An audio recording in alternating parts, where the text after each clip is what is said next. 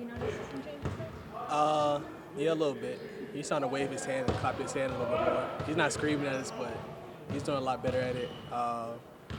We still have to do a better job of trying to find him when he's hot, when he have smaller mismatches on him. So we're still trying to learn and trying to get better at that too. What are you guys' goals for these last 5 games of the season? Come out healthy, most importantly. Um, get some wins. Keep getting better. Try to work on the things that we're not doing as good as right now. Um, but most importantly, coming out healthy, in my opinion. Where does clinching home court fall into that? Um, it's up there. It's pretty high. Um, but winning games is definitely most importantly. Um, but yeah, just trying to get through the season since we clinched. Trying to do the things better at what we don't do as good at. So just some little things. You guys also play the Knicks tomorrow, and it could be a first-round playoff matchup for you guys. How does that change the mentality heading into tomorrow night and kind of the mental focus, I guess? Same focus that we had all year. We know it's a big one, especially for seeding purposes. So, come out aggressive, had a mentality that we always have, knowing that it is a big game for us.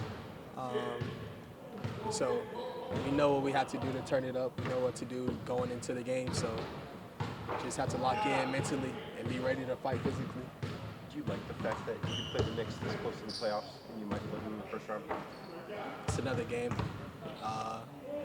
If we do match up with them in playoffs, then that's that. But we just looking at it as another game. We do know the importance of it, though. We know the mentality they're going to try to bring because they're a little bit behind us. So we know what we're going into. Darius, you told me you were favorite to get to the playoffs. Now that you're there, what will satiate that hunger for you? Making a push, getting over the first round,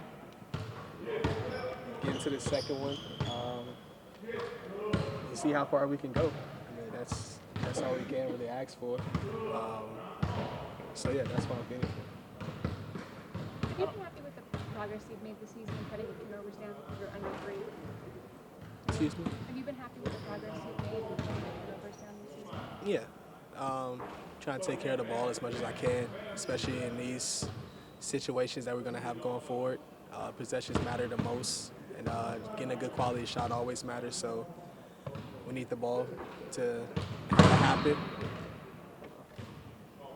Donovan spoke about you the other night, and he said that part of the reason for his success is the sacrifice that you were willing to make, the role that you have offensively, the status on the team, like all that kind of stuff. Why was it so easy for you? I don't know if take a step back is the right way to phrase it, but I can't come up with anything else. So take a step back and allow him to flourish. I've known what Donovan can do on the floor, so he's an elite scorer, and sometimes he needs the ball in his hand a lot more than I do when he's getting going or when he's hot at the moment. So I just try to just play my role and try to help him because he does the same for me. When I'm getting going, he knows just to give me the ball and just let me rock out, and I know the same thing for him. And it's really, I don't know why it's so easy, but I mean it is. That wasn't my mindset coming into this season, but with a guy like that and the ability that he has, I mean it's pretty easy. What was your mindset coming into the season? Shoot all the shots I can. No, but I thought I was gonna have the ball in my hand like 99% of the time, and I was just getting my mind prepared for that, and how I was last year. But then the trade happened, so I was still happy. He was happy. He gets some help. So it was a smooth sailing step back, if you say. Has that allowed you, though, to maybe even work on or see other aspects of your game or other strengths in your game that you wouldn't have otherwise? Yeah. I tried to pick it up defensively this year. And that was a thing that we both put on ourselves since we do have each other's back and have Eb coming along, Jay coming along, and the rest of the crew. We've told ourselves that we're going to try to have the defensive mindset just to take us a little bit further. So that was one thing. Trying to play off the ball a little bit more, just getting some easy shots for other people, getting some lobs for our bigs. And that's just a couple things. But yeah, I've seen a couple areas that I've kind of grown in. I don't know how much experience you have matching up with Josh Hart, but it seems like everyone has a hard time boxing him out. Why is he such a good offensive rebounder? Just an energy guy. He plays all 48 minutes really hard. And he's very unpredictable. I mean, one day he can get it going, and the other day he's just like a defensive stopper. So, I mean, he's a really good player, though. I really like him. We're doing a feature on all you guys' overtime games this season. Obviously undefeated there. What is your mentality? Why have you guys been so successful in overtime? I think we lock up defensively when it really matters. We can get a stop whenever, I believe. And that's what it is in overtime. At the last 5 minutes, I think we just lock in defensively and just let the offense just run its course. Anybody can score on this team. Anybody can have it going at any given night. So whoever has it going that night, we're just going to try to run the offense through them and see whatever happens. But defensively is our mindset in overtime. When you know you're going into overtime, do you guys have a lot of confidence because of that? Yeah, for sure. Yes. Overtime games, I know that 99% of the time we're going to win, I believe. And I believe that's like our team mindset because we know that we can get a stop at any time and everybody believes that. So we pride ourselves on our defense and that's what we do in overtime. Lamar was talking about how much of the advice that Donovan was giving was about, how important possessions are and everything matters just in those little moments.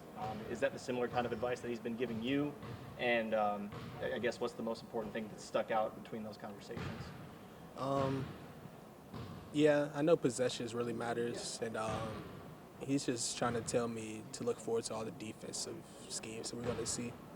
A lot of switching. They're going to try to put bigger guards on us, bigger matchups, trying to load up on us. So we have to swing the ball to our other teammates and not make us score as much. So it's just like the defensive schemes that we're seeing now that we're trying to put into play in the playoffs and just trying to execute those a lot better. For you personally, too, compared to last year, do you feel fresher going into the postseason? Because there was a lot that was put on you last year. Yeah, I feel really good. I mean, I felt good last year, but this year I'm pretty good. I'm healthy. I'm mentally at a good spot to go into the playoffs, and I'm ready to go. I feel good, though. I asked Lamar and JB the same question. If you had an opportunity to talk to voters and make the case for Evan Mobley for Defensive Player of the Year, what would you tell them?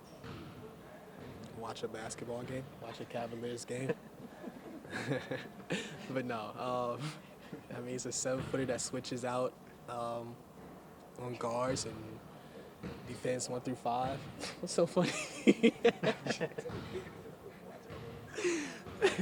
But no, he switches out on guards, switches 1 through 5, block shots, runs the floor.